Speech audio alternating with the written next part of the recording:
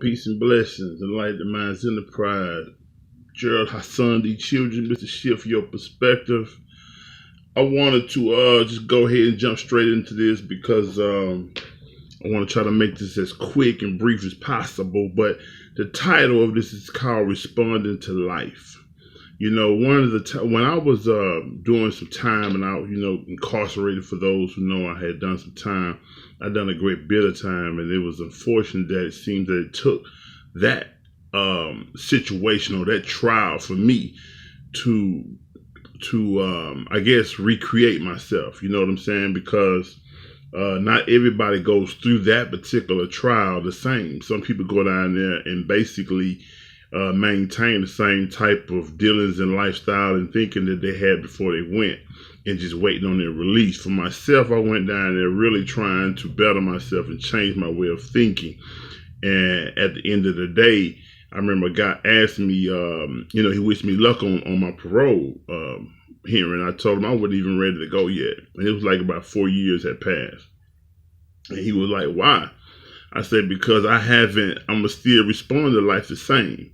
I don't know no other way to respond to certain situations and tests and challenges that might present itself, that I know is going to present itself, because we all deal with the similar challenges and struggles periodically through our living, and it's just, it's a cycle. We're gonna deal with it. They're gonna come in different forms, and again, we have to create and recreate more productive ways of responding to all of these different challenges and trials in life. Because like in all tests, when you don't pass, you have to retake the test. And then we wonder why we haven't gotten past certain situations and certain dealings and challenges, because, we find ourselves constantly dealing with these things. And it's because we haven't passed the test. We haven't began to look at it from the proper perspective that makes it conducive towards where we say we want to be and where we're trying to go. So with that being said, I want to read real briefly. This is something that I read from one of the studies from Minister Louis Farrakhan, and it says that when one does not have to struggle to know, when one does not have to struggle to become successful, when one does not have to struggle, then in that stage of development, one becomes comfortable. But another stage is coming, which will cause us to face difficulty again. And it is the refusal to face the difficulty that accompanies change that leaves those in ease unwilling to struggle again. Now, I emphasize the term face because face means to come face to face with it. And a lot of time we don't face difficulty. We try to circumvent the difficulty and find some type of shortcut, some type of easy way around the situation, some type of quick fix thing, some quick way to ease the pain or whatever it is. You know what I'm saying? So when you think about that idea of facing difficulty and things of similar to,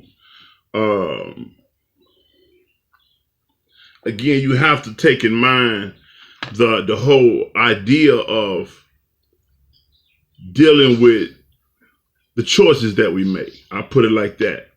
The choices that we make, because it is said that we can't control the circumstance that we a lot of times come into contact with, but we can shape it, which will end up being the situation that is the result of the circumstance. Or better yet, one can even say the condition that one ends up in after the circumstance. Like a circumstance is, I'm traveling down a certain road or whatever, and it's a lot of traffic. Damn, a circumstance is that it's a lot of traffic, it's going to have me late and so on. Now, the choices that we make throughout that whole process is going to determine how that affects us in the future. Am I going to start making other preparations for things like that may happen? Am I going to get pissed off? Am I going to get more aggressive and start just hogging the road and jumping in front of people and getting into road rage and so on and so forth? You know what I'm saying? So I say that to say the way that we deal with life challenges in situations or circumstances will have everything to do with how we come out of it and how that circumstance is shaped into the condition or the situation that we find ourselves in. So when you think about life and just all from the time that we wake up to the time we go to sleep, we have choices to make. And again, man, we're going to deal with all of the same concepts throughout life. It's going to be hard times. It's going to be happy times. You're going to be tried and all that. And so, again, we have to be able to always look inside of self and try to ask self sometimes, why am I going through this? Why am I still dealing with this? What am I not seeing?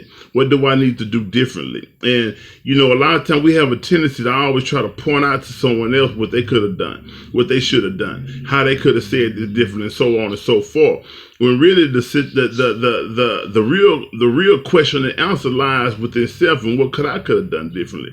True enough, no one is perfect. True enough, they could have done some things differently, but we can't change nobody else. I can't change me. I can't, they got like in the serenity prayer, we can't change all things outside of ourselves that's dealing with the circumstances, but we can, again, shape how it affects us, and which will then determine if we will have to deal with those things that are similar to that again or worse. You know what I'm saying? And so I want to say this, man, a lot of us come out of situations that we sometimes didn't have no authority in it at all, like no choice at all. Like if a person was born, like they said in the child years, the things that, let me say this real quick, the things that happen to us in our childhood years, a lot of times that that's just life. It's like for those who believe in a universe or God or supreme workings or whatever it is, it deals everybody their path. And everybody in their path has certain challenges that's going to develop them for whatever their life purpose is, for whatever their cause is. And so with that being understood, we have to understand that sometimes what may just look like just a very unfortunate situation, it has a great design to it, despite what it may look like. You know what I'm saying?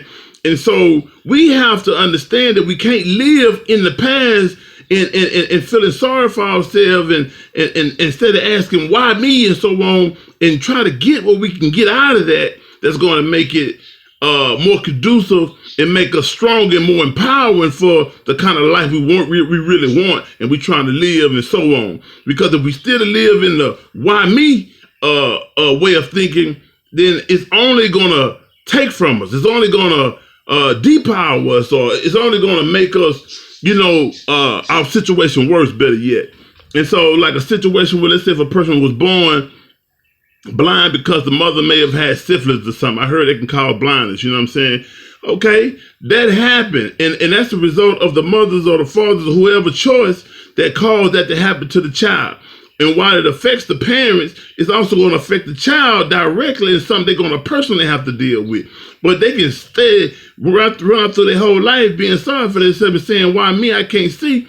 Or they can be like, well, it happened to me and I don't have no control of why that happened. I didn't play no part in the process of it happening. It just happened to me, and this is something that I have to make work for me in my life and make it work for others. You know what I'm saying? Because again, for those of us who do believe in a supreme being and who do believe that his this is his plan. Everything is about glorifying the supreme being. So if I say I'm just a piece of the workings of making this happen, I gotta understand that my life, for the most part, has everything to do with that glorification. So again, this is about making better choices. This is about making sure that we have a proper perspective so that we can make better choices, so that we can have a happier life, so that we can start getting some of the things that we say we really want in life and stop putting ourselves in a victim's position and always blaming things outside of ourselves. We have to always search for self, always search inside the self for the answers, because it is said and written that all of the answers to the universe lies within itself. And so, with that being said, I wanted to also read one more thing as I bring this to a close, and it's about trials. It say, what is a trial? A trial is that which brings forth from the person being tried what is hidden of both good and evil. Trials make manifest what is within. The manifestation of defects leads to the perfection of the human being. I used to always tell a person, you can be walking down a hallway that is a totally smooth, clean hallway, and you trip over the floor. And you look down because you're kind of slightly embarrassed as if you tripped over something. No, you didn't trip over nothing. You just didn't pick your feet up high enough. And you was dragging them or whatever the case may be. But see, that little example is all, it can be looked at throughout all of the things that we go through in life. It's like if you don't have the opposite of something, then you will never really realize what is present. If you didn't have the summer if you didn't have the winter, you wouldn't recognize the summer. If you didn't have the summer, you wouldn't recognize the winter. You feel me? If you didn't have the happy time, you wouldn't even appreciate the good, and vice versa. So the opposite is necessary. Otherwise, we'll live in a condition that is really surreal or unreal because we don't have nothing to compare it to. So even when you trip like that, what that is to help the human being see, one is to humble oneself to say, I'm not perfect. I'm not going to always do everything right, despite the fact that I may think I am. And we will think we're doing everything right until the results show differently, until we make mistakes, until we stumble over our own feet, until, something don't come out right. We burn the food up or whatever the case may be. And it's those times that is meant and designed to help us stay humble, to stay searching, to keep striving for greatness, to keep building ourselves, to never reach a point to where we become complacent and comfortable and feel like that we got it all figured out. Because there's no such thing as inertia where you just exist in a standstill state. Everything is either get better or worse, going up or down, growing or decaying, dying, or whatever case may be. And so, if we're talking about being better, I don't prescribe to the fact that as we get older, we become dumb or baby-like or this and that. I don't prescribe to that. I prescribe to the fact that as long as you stay getting better, as long as you may have to change up some things, but as long as you strive to stay strong and stay fit, you're going to stay strong and stay fit. As long as you strive to keep your mind healthy and read and study, you're going to stay alert and ready. You know what I'm saying? So for those of you who keep prescribing to all these ideas of saying I'm getting old and that's why my back hurt. Nah, you ain't taking care of yourself. You ain't eating right. You ain't getting enough sleep. You ain't taking, that's the bottom line. So, we like to always put the reason on things outside of self. And we got to stop doing that. Otherwise, that'll be the reason for your very downfall or unhappiness or the circumstance situation that you find yourself in. You can't blame no one or nothing outside of yourself but self. With that being said, peace and blessings. Gerald Sunday Church, Enlightening Minds Enterprise. Y'all have a blessed weekend. Peace.